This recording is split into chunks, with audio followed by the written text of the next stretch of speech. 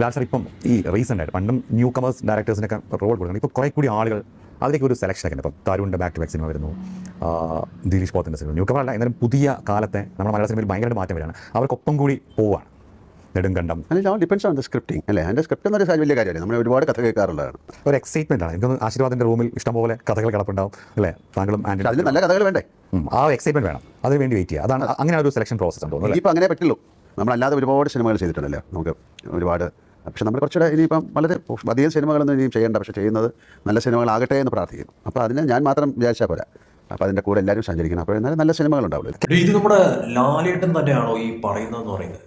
അതായത് നമ്മുടെ ലാലേട്ടൻ്റെ മകളുടെ ഒരു പുതിയ സിനിമ ഇപ്പോൾ റിലീസിന് വരുന്നുണ്ട്. അപ്പോൾ ആ ഒരു ഇൻ്റർവ്യൂവിൽ ഇരുന്ന് ലാലേട്ടൻ പറഞ്ഞ ഒരു കാര്യമാണ് ഇതെന്ന് പറയുന്നത്. കാരണം ഈ പറഞ്ഞതിൽ ഒരുപാട് അർത്ഥങ്ങളുണ്ട് എന്നുള്ളതാണ് യാഥാർത്ഥ്യമായിട്ടുള്ള കാര്യം എന്ന് പറയുന്നത്. കാരണം നമ്മൾ കുറച്ച് നാളുകളായിട്ട് ശ്രദ്ധിക്കുന്ന ഒരു കാര്യമാണ് ലാലേട്ടൻ്റെ. അതായത് പുള്ളിയെ സംബന്ധിച്ചിടത്തോളം പുള്ളി ഈ ചെയ്യുന്ന സിനിമകൾ നോക്കുമ്പോഴത്തേക്കും പുള്ളി പറയുന്ന പോലെ സ്ക്രിപ്റ്റും കാര്യങ്ങളും ഒന്നും ആ ഒരു രീതിയിൽ വലിയ ഇതായിട്ട് നോക്കുന്ന ഒരു വ്യക്തിയല്ല എന്നുള്ളത് പുള്ളിയുടെ സിനിമകൾ, അതായത് ഇപ്പോൾ ഈ ഇടക്കാലത്ത് ഇറങ്ങിയ പല സിനിമകളും കാണുമ്പോഴത്തേക്കും മനസ്സിലാവുന്ന ഒരു കാര്യമാണ്. പക്ഷേ പുള്ളി ചെയ്യുന്നത് പല രീതിയിൽ, കാരണം ഈ മോഹൻലാൽ എന്ന് പറയുന്ന ഒരു ആക്ടർക്ക് ഫ്രണ്ട്ഷിപ്പിന് വലിയ തോതിൽ വാല്യൂ കൊടുക്കുന്ന ഒരു വ്യക്തിയാണ്. അപ്പോൾ അതിൻ്റെ പേരിൽ പലതരത്തിൽ പല രീതിയിൽ പുള്ളി പലർക്കും ഡേറ്റ് കൊടുക്കുന്ന തരത്തിലോട്ട് വരെ കാര്യങ്ങൾ മാറിയിട്ടുണ്ട് എന്നുള്ളത് വ്യക്തമാണ്. അതിൽ തന്നെ ഉണ്ണികൃഷ്ണൻ പോലുള്ള ഡയറക്ടേഴ്സ്, അതോടൊപ്പം തന്നെ ഈ പറയുന്ന രീതിയിൽ മേജർ രവി, അപ്പോൾ ഈ വ്യക്തികളൊക്കെ തന്നെ ഒരു കാലഘട്ടത്തിൽ നല്ല അടിപൊളി സംഭവങ്ങളൊക്കെ തന്നെ ആയിരുന്നു. അതായത് ഈ പറയുന്ന സിനിമകളും കാര്യങ്ങളും ഒക്കെ തന്നെ. പക്ഷേ ഇപ്പോൾ അവരുടെ ആ ഒരു സിനിമകളൊന്നും തന്നെ വലിയ തോതിൽ ഏശാത്ത തരത്തിലോട്ട് കാര്യങ്ങൾ മാറുന്നുണ്ട്. അപ്പോൾ നമ്മൾ പുതിയ ആൾക്കാരുമൊത്ത് ആ ഒരു രീതിയിൽ പടങ്ങൾ ചെയ്യേണ്ടത് അനിവാര്യമായിട്ടുള്ള കാര്യമാണ്. സ്ക്രിപ്റ്റ് സെലക്ട് ചെയ്യുന്നത് പുതിയ രീതിയിലോട്ട് കാര്യങ്ങൾ ചേഞ്ച് ആവേണ്ടത് അനിവാര്യമായിട്ടുള്ള ഒരു കാര്യം തന്നെയാണ്.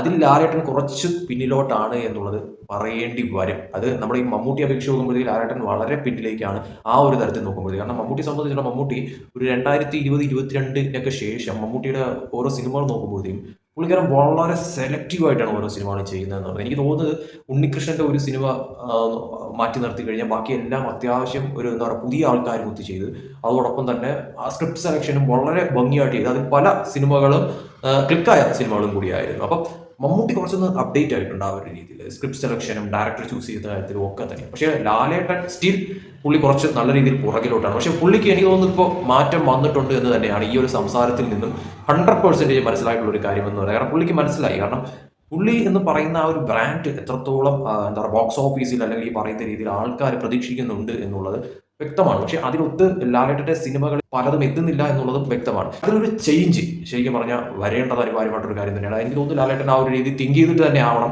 കാരണം ഫ്രണ്ട്ഷിപ്പ് അതും ഇതൊക്കെ വേറൊരു സൈഡിലോട്ട്, പക്ഷേ സിനിമകൾ ചെയ്യുന്നത് ആ ഒരു തരത്തിലോട്ട് ആവരുത്. സ്ക്രിപ്റ്റ് നല്ല രീതിക്കുള്ള സ്ക്രിപ്റ്റ് സെലക്ട് ചെയ്യണം, പുതിയ പുതിയ ഡയറക്ടേഴ്സിനെ ചൂസ് ചെയ്യുന്ന തരത്തിലോട്ട് കാര്യങ്ങൾ മാറണം. ആ ഒരു നിലയിലേക്ക് ലാലേട്ടൻ തിങ്ക് ചെയ്ത് തുടങ്ങിയിരിക്കുന്നു എന്ന് വേണം ഇതിൽ നിന്നും വളരെ വ്യക്തമായിട്ട് മനസ്സിലാക്കാനായിട്ട്. നല്ലൊരു കാര്യം തന്നെയാണ് എൻ്റെ അഭിപ്രായത്തിൽ. ഈ പറഞ്ഞ രീതിയിൽ എന്താ പറയുക ഓരോരുത്തർക്കും ഓരോ സമയമുണ്ട്.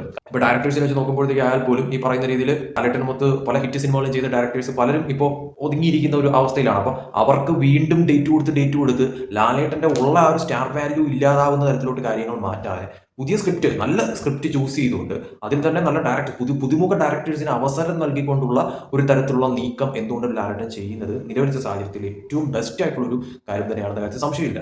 അല്ലാതെ ഈ പറയുന്ന രീതിയിൽ ഇപ്പോൾ നമ്മുടെ ഫ്രണ്ട്ഷിപ്പിൻ്റെ ഇതിലും അല്ലാതെയൊക്കെ തന്നെയും ഡേറ്റ് കൊടുത്ത് 8 നിലയിൽ പൊട്ടുന്ന പടം എടുത്ത് വെച്ചിട്ട് യാതൊരു കാര്യമില്ല. അത് ആൾക്കാർ അക്സെപ്റ്റ് ചെയ്തതുമില്ല, തിയേറ്ററിലോട്ട് ഓടാനും പോകുന്നില്ല. അതിൻ്റെത് നല്ലത് ഈ പറയുന്ന മാതിരി നല്ല ഡയറക്ടേഴ്സിനെ ചൂസ് ചെയ്യുക, നല്ല സ്ക്രിപ്റ്റ് ചൂസ് ചെയ്യുക, പുതുമുഖ ആൾക്കാർക്ക് അവസരം കൊടുക്കുന്ന തരത്തിലോട്ട് കാര്യങ്ങൾ മാറുക. എന്തായാലും അതിലോട്ട് എനിക്ക് തോന്നുന്നു ഇപ്പോൾ മമ്മൂട്ടി എന്താണോ ഒരു 2022 ആ ഒരു സമയത്ത് ചിന്തിച്ച് മാറി തുടങ്ങിയത്, അതുപോലെ എനിക്ക് ലാലേട്ടനും കുറച്ചുകൂടി അപ്ഡേറ്റ് ആയി എന്ന് തന്നെയാണ് ഇതിൽ നിന്നും വ്യക്തമായി മനസ്സിലാവുന്ന കാര്യം എന്ന് പറയുന്നത്. എന്തായാലും അത് നല്ലൊരു കാര്യം തന്നെയാണ്. തനിക്കുള്ള സ്റ്റാർ വാല്യൂ എത്രയാണ്, തന്നിൽ നിന്ന് എന്താണ് ആൾക്കാർ പ്രതീക്ഷിക്കുന്നത് എന്നുള്ളത് മനസ്സിലാക്കിയിട്ട് തിരുത്താനായിട്ട് ലാലേട്ടൻ തയ്യാറായിട്ടുണ്ടെങ്കിൽ അത് എന്തുകൊണ്ടും ബെസ്റ്റ് ആയിട്ടുള്ള ഒരു തീരുമാനം തന്നെയാണെന്ന് യാതൊരു സംശയമില്ല.